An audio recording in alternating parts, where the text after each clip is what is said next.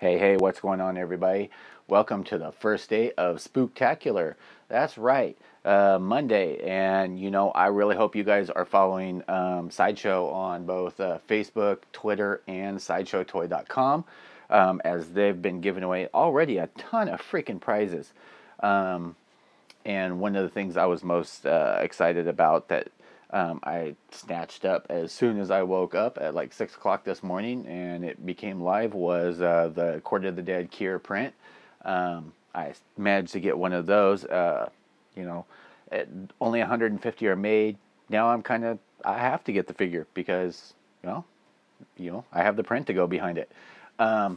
But also came in the mail today, which actually was supposed to be here on Saturday.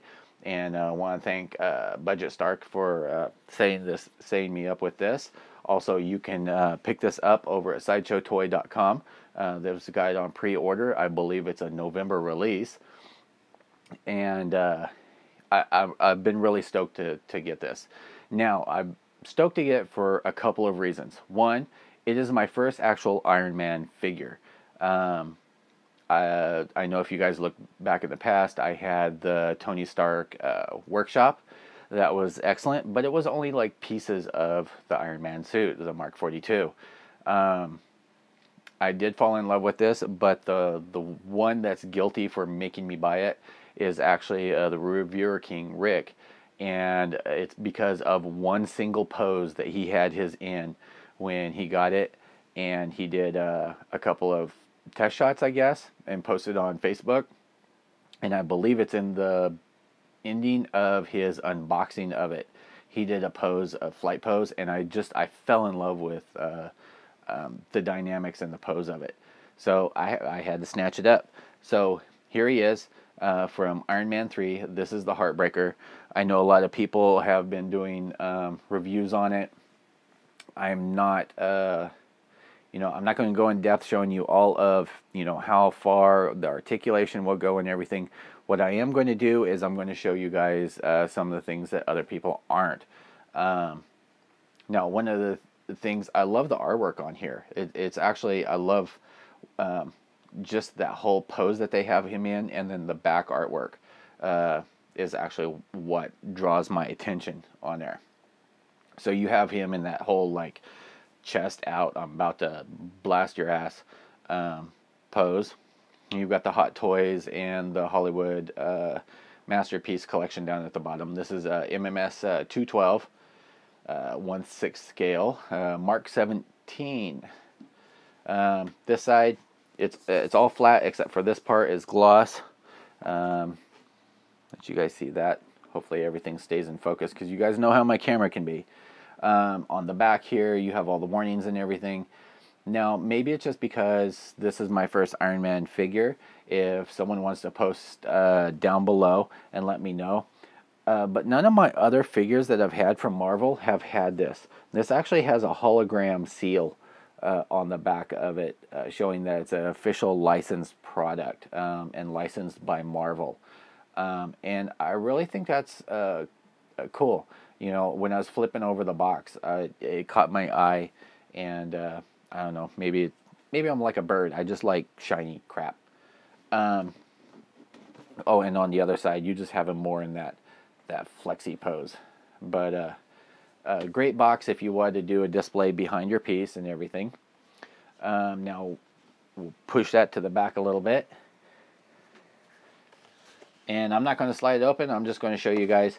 Inside, you have the slip out, and it says House Protocol, sir. You have the Masterpiece series, who the creative producers are, production designers, all of that good stuff on there. It is kind of cool in that sepia tone color that's on there. Now, getting into it, and yes, I've already cracked everything out of it. On the very bottom, you get your classic clamshell, and so you get the base clamp, you get the battery tray in here, you get the flexi pole, and the base. Now, the base does not light up, though it can be easily modified to do so. On here, the top tray of the clamshell, you get this. And one of the things I do like, and again, I apologize if this is common with Hot Toy figures, or not Hot Toy figures, but the Iron Man figures, is as added protection, there's this soft like silicone that's on the backside here. And then there's foam to go behind the head. And then little pieces of plastic to protect it, which are static clingy, very static clingy. And you get spots here for the 4 extra hands. Let me put this back together real quick. So simple packaging, at least the internal wise, and it's the slip-off shoebox cover style. Now, one of the first things I assembled, standards mannered. You've got your Hot Toys base. There is a protective wrap around the bottom here. You can just peel that off. You do get the flex base. These are kind of stiff. One of the things that I found, and I experimented with a couple of different ones, you can take off the rubberized plastic. It doesn't help with the posability that much, but if you want a little bit more, you can actually heat this with a hairdryer to get it a little more flexible. One of the things I do like compared to the older figures that came out with the flex stand is this has the underguard that's on here, especially for like the Iron Man figures. If you're wanting to do flight poses, anything like that, it helps keep it stabilized. Otherwise it just wants to do this. And I don't remember if the Tony Stark had that or not, and I'm thinking it didn't because he kept wanting to tilt forward. So we've got that. You get, like I said, 2 extra sets of hands. He comes with the fist on. You get the 2 extra sets of hands, and I apologize if these are not in focus, guys. I'm trying to keep it all straight. So you do get the details in the knuckles and stuff there. My favorite hands that they actually make for these figures are the posable hands. I usually put these on and I don't ever take them off the figure. There's really not a need to. They are, once you kind of break that plasticky seal, there's not much that you can't do with these. You can make them into fists. You can make them into peace signs. You can do pretty much anything that you want to with them. So I really don't see a need for any of the other hands, other than maybe the you know, these hands if you're doing the repulsor takeoff. Now, getting on to the figure himself, he is very cool. Let me get this out of here because it is actually a distraction, more for me than anything. Now, one of the things I wanted to talk to you guys about that a lot of people don't end up showing you is the protection that comes on the figures. A lot of you know that it comes with, you know, wrist wraps, things like that. But you actually get some cellophane in the knee joints here. I haven't taken these out yet, but that's nice to keep from rattling and stuff in the package. You also get them underneath the shoulder guards here because they are movable. They are spring loaded. You don't want, while it's traveling in the package, to be bouncing around and scratching things up more than the, you know, what it's supposed to be. Now, some of the flexibility that it does have, you know, you do get some good movement that I've seen in the neck. Like I said, I haven't done anything with this, so, you know, you guys are seeing this with me. You can't get that full head up pose, but you do get some that chicken neck going on here. I love the bulkiness of the suit. It just screams, you know, I'm a complete badass. One of the things I haven't shown is it does come with the batteries separate along with the tool to pry off the pieces. I know a lot of collectors, they do not stick in their batteries. I'm not one of those. I will be putting in the batteries and displaying with it. You know, I just, you know, because I want to pose it up and everything. So you do get these armor pieces that shift up. And there is, which I didn't even see, cellophane in the butt here. Now I know, let me see if I can do this.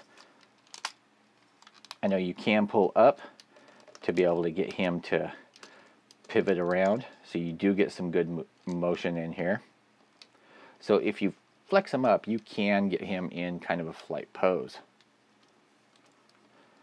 Now the only thing that I've noticed that, you know, I noticed off the bat is here in the shoulder joint. You can see it's gold plastic and not painted, but I can kind of see that too. If you're posing it, you don't want the paint scraping off. So you do get these big like bicep thrusters on here. And like I said, the shoulder joints are spring loaded. You can get a good movement up that way. You do get a pivot right here, and then a pivot at the body also right in here. Now it doesn't appear that this is like the 42 die cast where the shoulders pop out.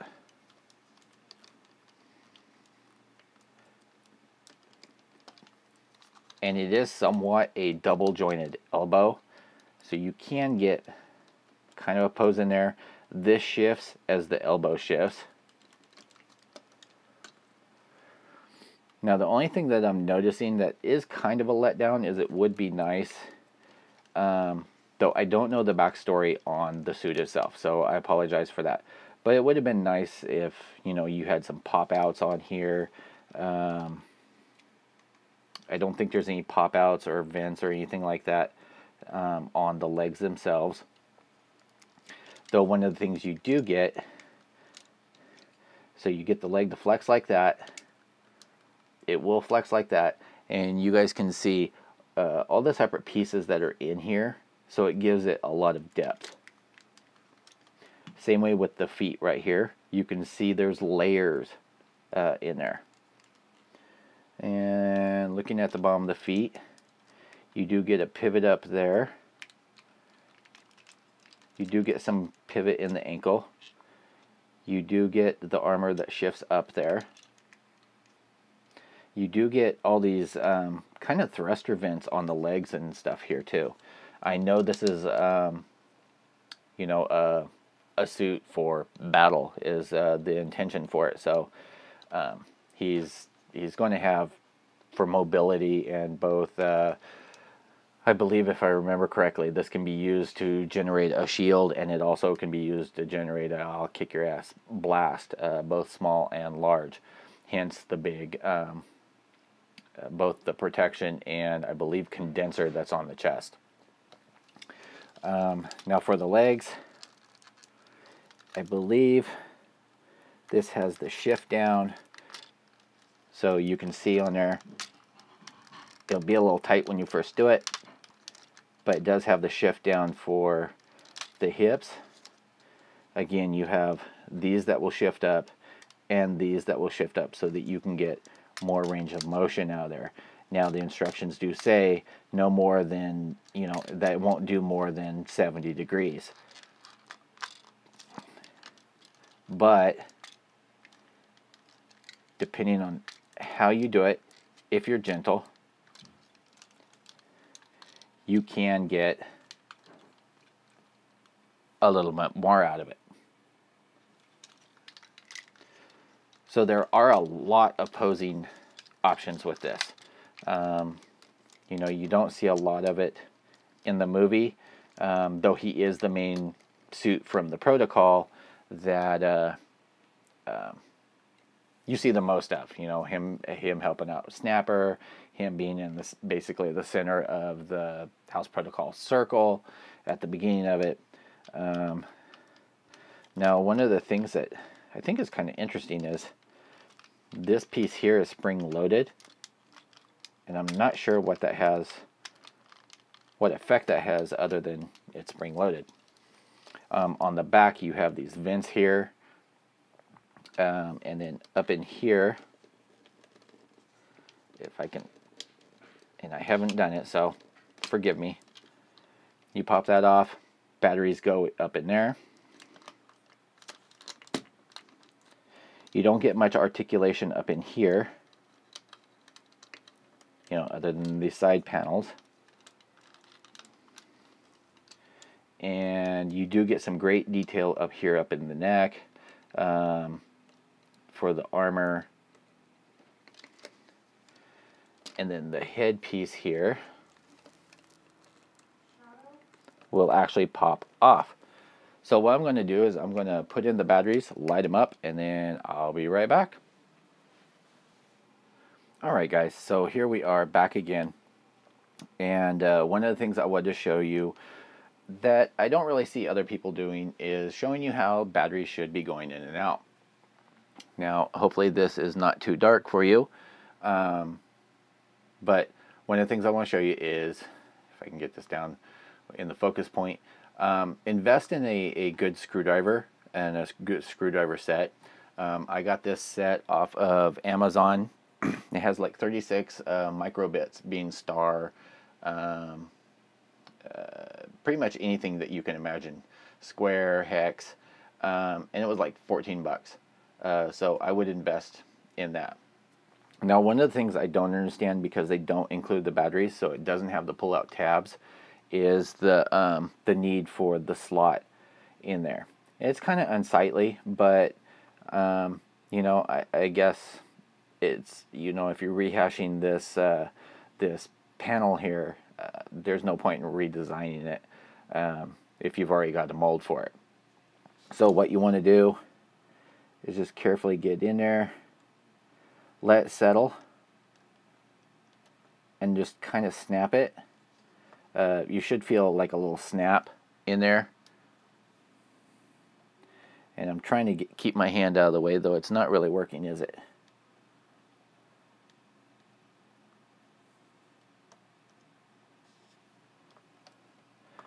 Now you should have, or I should have, some tweezers to grab that.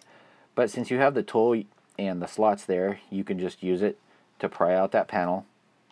And there you've got the battery slot, or battery compartment.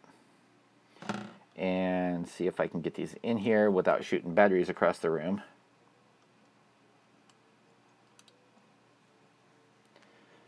Now, each one of these takes 3, I believe.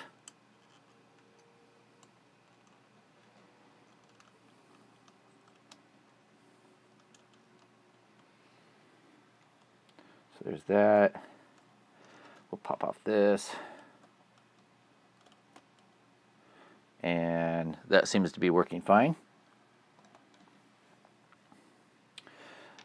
So now we'll replace the battery panel.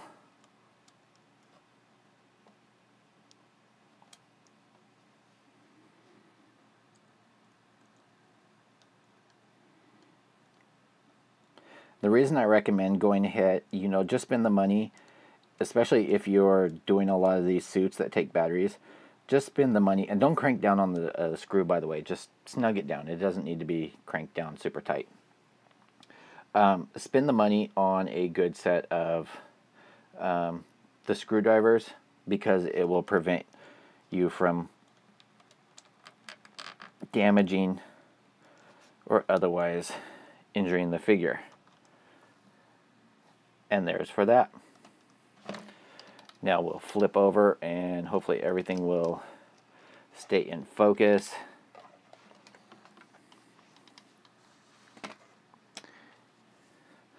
Let me do.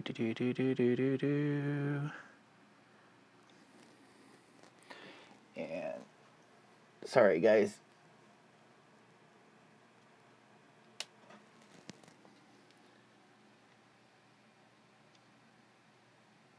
There we go, that should be good. I'm hoping that's not too dark. I think it might be, but it's always harder to tell. So on this, same thing. You just settle it in there. Kind of give a good push and twist. There's always that first time undoing the screw pop. Grab your little tool. Stick it in there, pop up the battery compartment. Now this takes 3 of the larger ones, and you want to make sure and have them in their correct direction.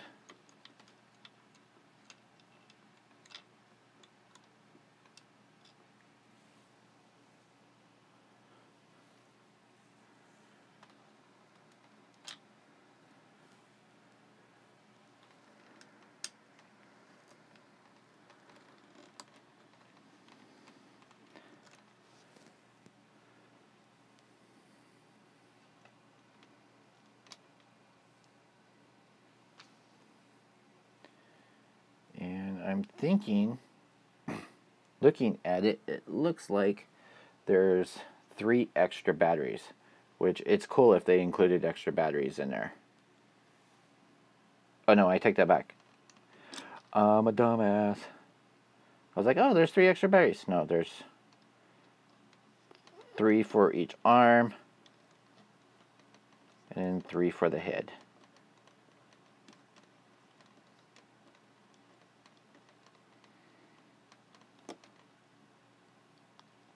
Snug that down.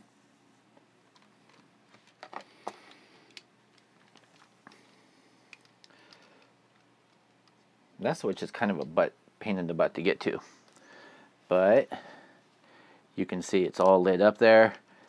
Even the side panels are all lit up, and I know it's out of focus.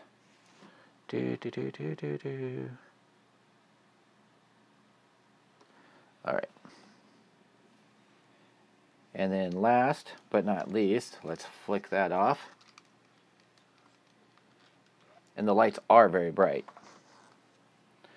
What did I do with it? Okay. And then for the head, you've got the panel that comes off the top here.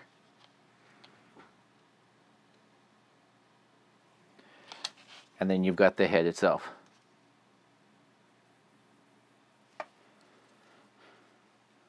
So again,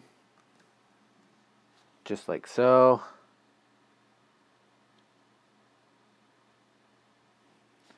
Well,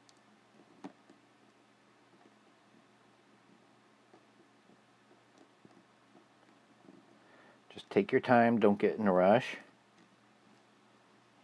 You don't want to strip the screw. Take our little tool, pop that off. And then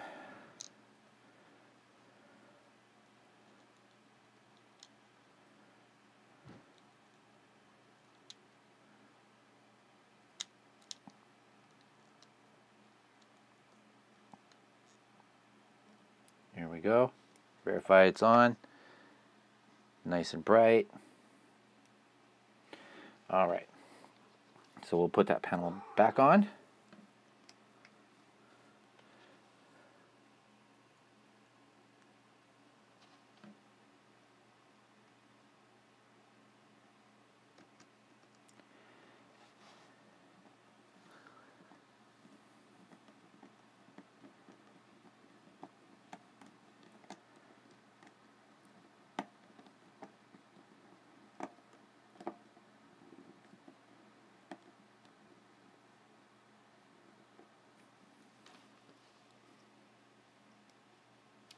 Yep.